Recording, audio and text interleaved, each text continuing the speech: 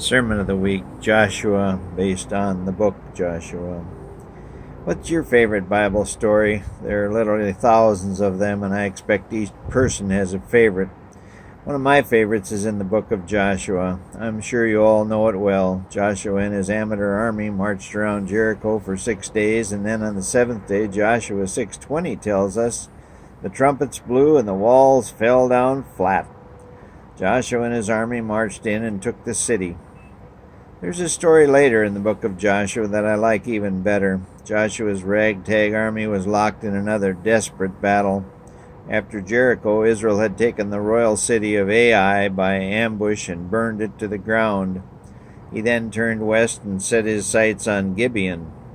Gibeon was also a royal city, but held a more formidable position than the other two. The city was set on a hill, and a massive wall was built around the crown of the hill. Just inside this wall was a pool connecting to a well.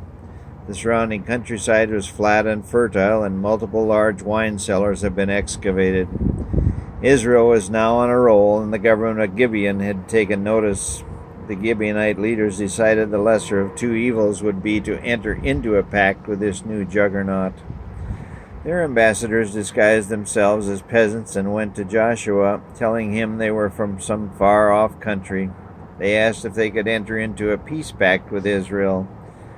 Joshua agreed, but soon discovered the men were actually from his next target city, Gibeon. Joshua and his army marched on Gibeon, but because of the pact, Joshua did not attack.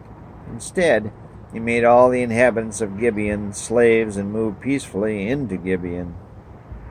Well, now, Israel had taken a couple of cities and had made some headlines, but taking a stronghold of Gibeon was another matter.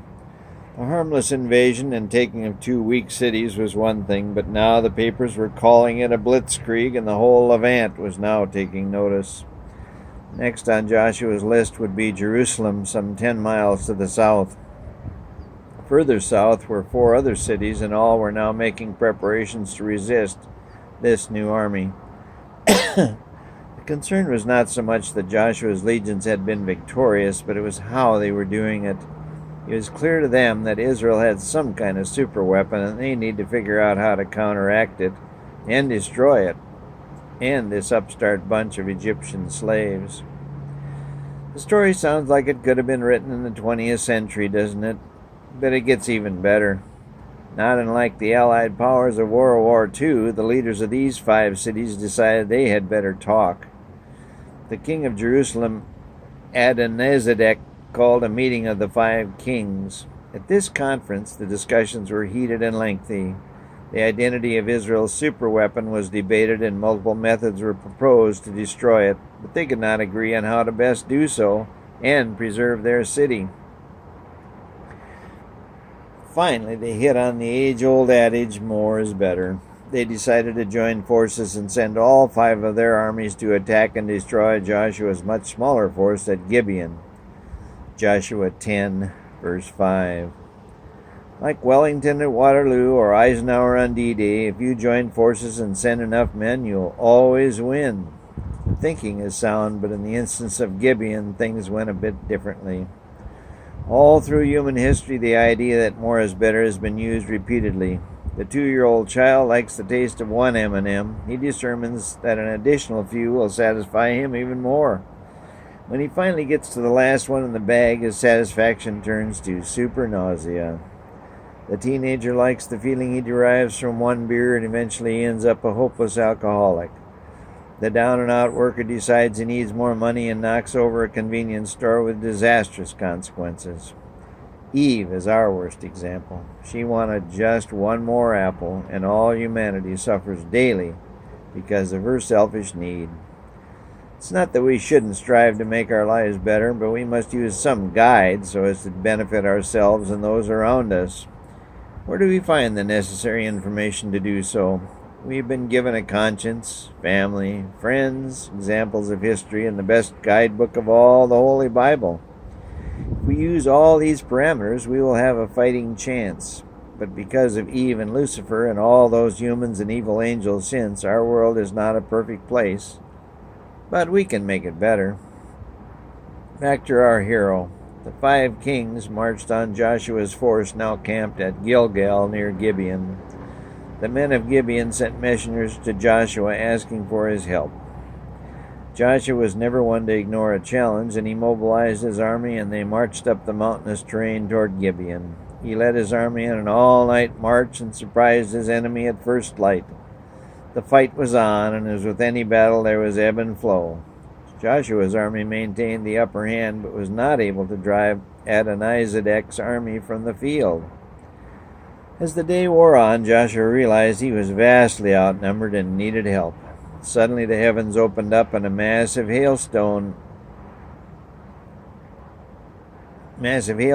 rained down on his enemy.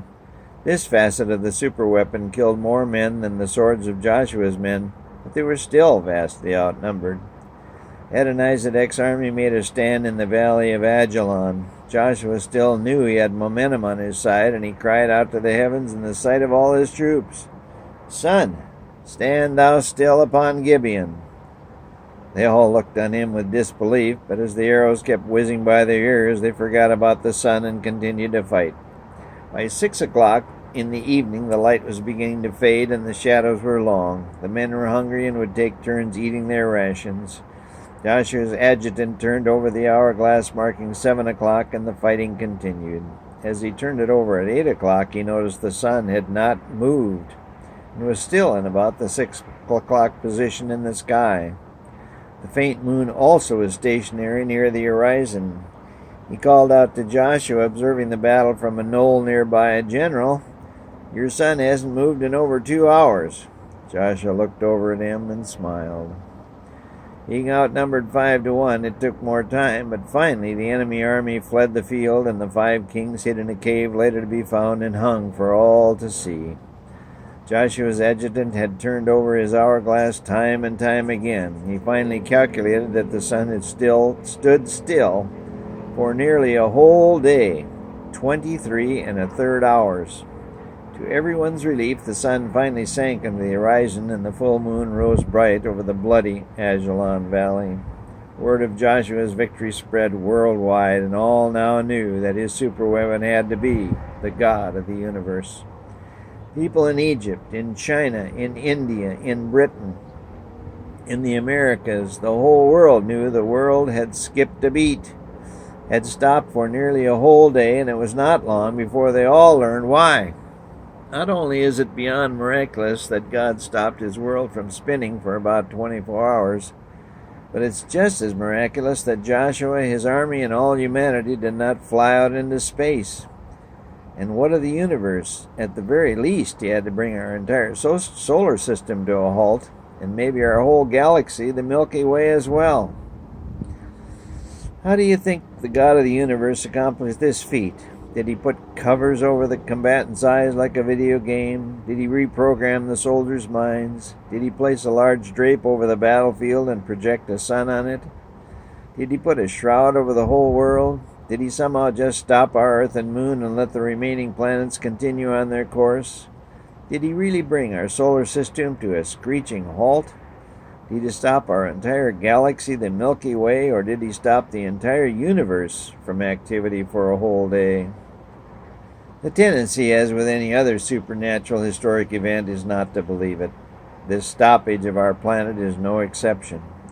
Joshua realized this right away and states in Joshua 10:13, "Is not this written in the book of Jasher?" The book of Jasher is an apocryphal book, and Habakkuk mentions it in chapter 3, verse 11 of his book. Legends of this stoppage are found in Buddhist, Chinese, Mexican, and other histories. In our modern day, the vast majority are skeptical that such an event would or could happen. But along came science one day to save the day. Harold Hill was a NASA engineer who lived in the 1960s. He later became president of the Curtiss Engine Company. He relates that during his time at NASA, the NASA scientists were checking the positions of the planets in space 100 and 1,000 years from now to ensure the satellites and spacecraft would not collide with them. They ran things through their computers repeatedly, and suddenly the computer came to a crashing halt and a red signal came on. It meant that either the info being fed or the info in the computer was in error. After much calculation, they found out that there was nearly a day missing somewhere back in time, 23 hours and 20 minutes to be exact. Finally, after much head-scratching, a religious member of the team suggested that it was Joshua's son that caused the missing day in their calculations. The argument was put forth that Joshua's son stopped for 24 hours. Well, where was the missing 40 minutes? It was then pointed out that in 2 Kings 28-11, Hezekiah asked God to turn his sundial backward 10 degrees, the equivalent of 40 minutes.